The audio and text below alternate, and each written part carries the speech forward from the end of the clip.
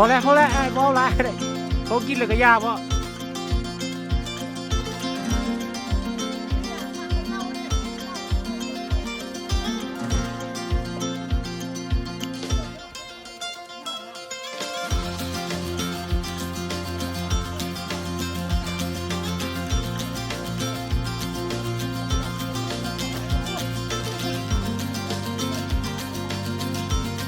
วิธีชาวบ้าน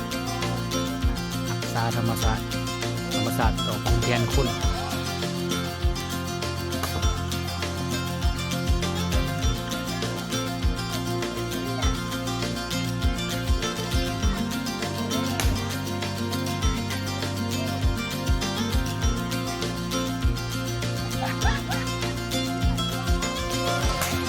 พอแล้วอะไรก็ได้จ้องกินเลยก็ย่าร้ายโพดเลย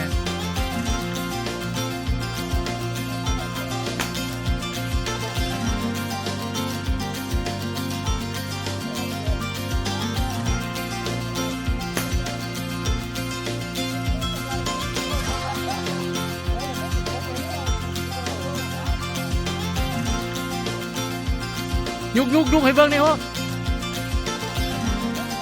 ยุกให้เบิ่งแน่ฮะ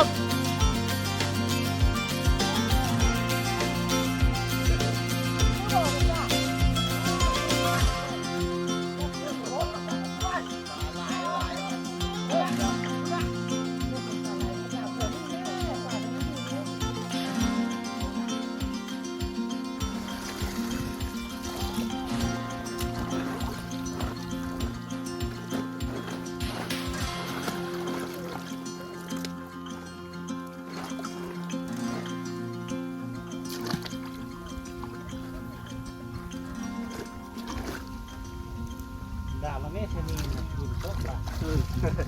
มาคือเลยโดดบนเนาะ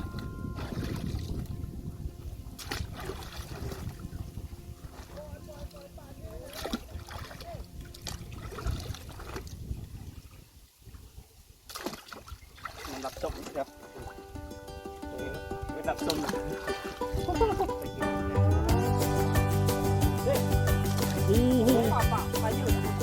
คือแล้วเนี่ยตั้มมองว่ะ